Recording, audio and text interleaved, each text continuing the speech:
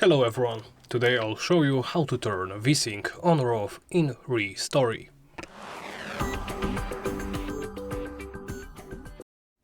Let's begin by opening the settings menu.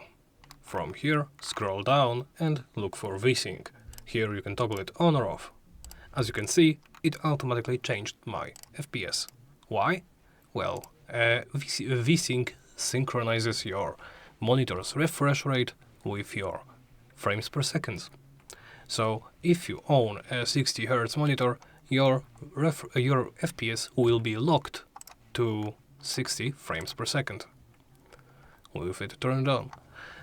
Why does it exist? Well, if you experience any screen tearing, if you see, for example, one part, there is a visible line tear across the screen, that means that maybe you need to turn this on, so you can prevent it. If you don't experience any, keep it turned off.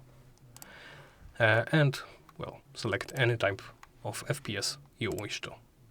And, well, that's about it. Thank you for watching, and please make sure to comment, like and subscribe.